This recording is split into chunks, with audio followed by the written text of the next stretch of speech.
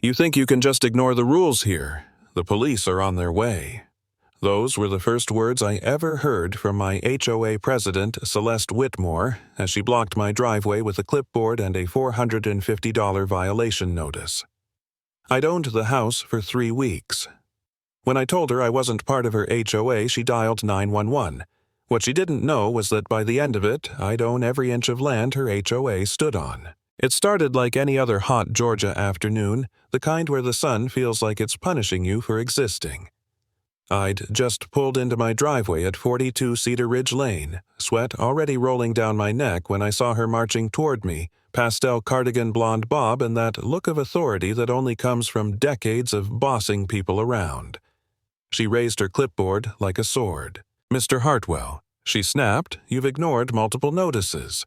Your grass exceeds 3 inches, your paint color isn't approved, and your truck violates Section 12 of our parking guidelines." I let her finish her performance, then calmly said, "I'm not in your HOA, Mrs. Whitmore.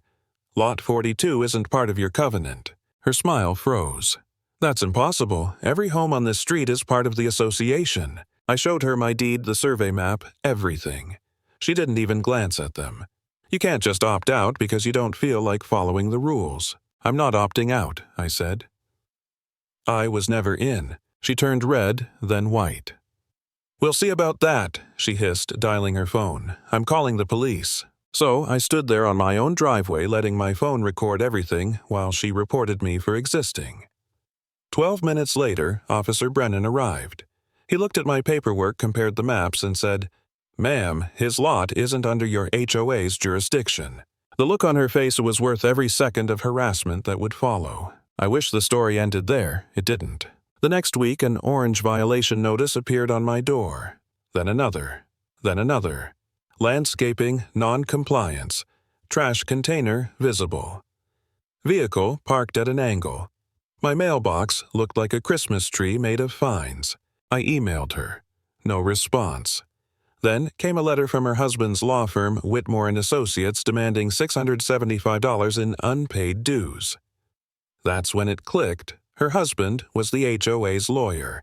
A neat little family business of intimidation. At first I thought maybe I'd made a mistake. Maybe I was somehow in the wrong and the county records were outdated. For a brief, stupid moment, I considered just paying to make it stop. Then, my 12-year-old daughter Nessa came home from school crying because her friend's mom told her not to come over anymore, said our house brought down property values.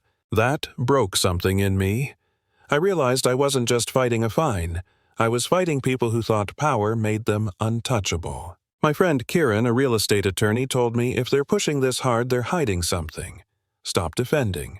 Start digging. So I did. Late nights at the county clerk's office. Public records, HOA filings, vendor contracts. And then, buried in the financial disclosures, I found it. Green Edge Landscaping, LLC paid $300,000 a year. Founded the same year Celeste became president. Registered owner, Russell Whitmore. Her husband. They'd fired the previous landscaper who charged half that, then created a fake company to bill the HOA triple the rate.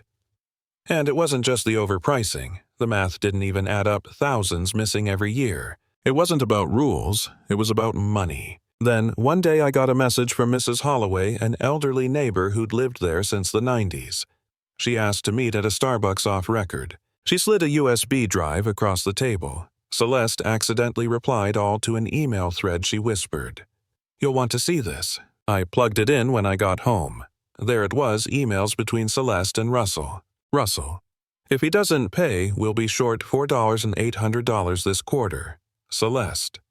Then we make it uncomfortable until he does. We've done this before." I just sat there staring at the screen. They'd done this before. That night I found the records of 3 families who'd sold their homes in the past year, each after violations and legal pressure. They'd been running this racket long before I showed up. I called Kieran. They're bleeding the HOA dry and extorting homeowners. He sighed.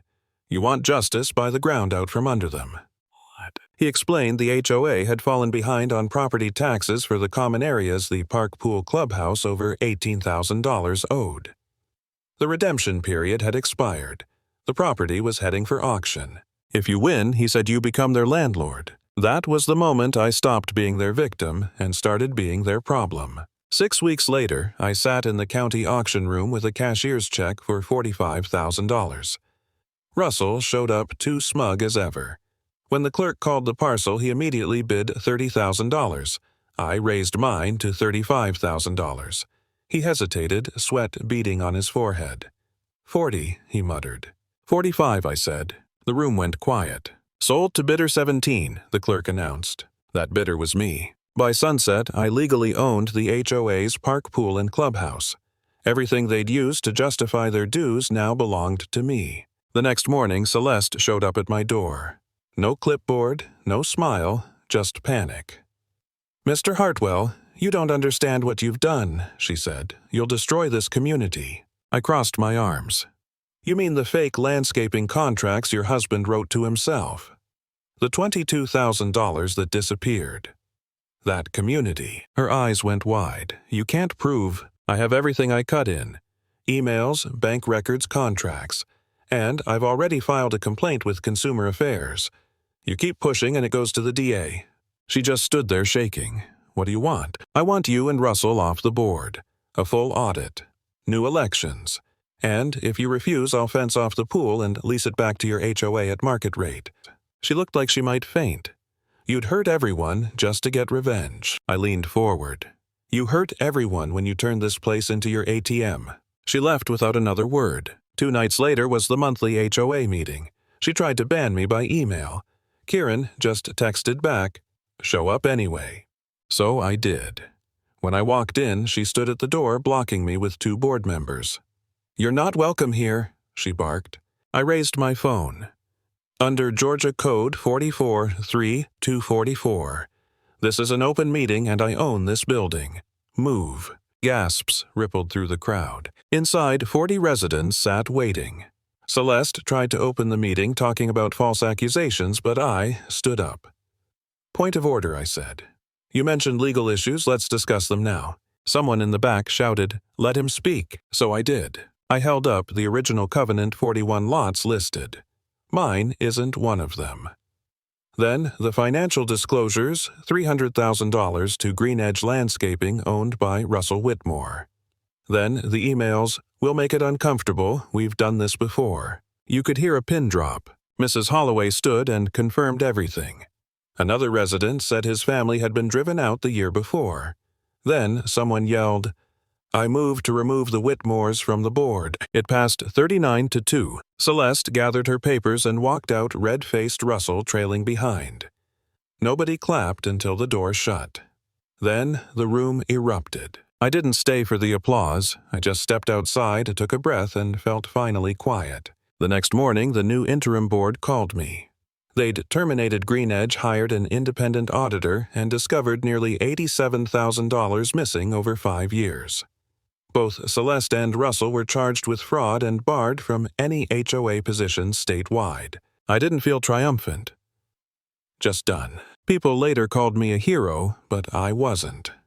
I was just someone who refused to be bullied by a system designed to make you think you have no power.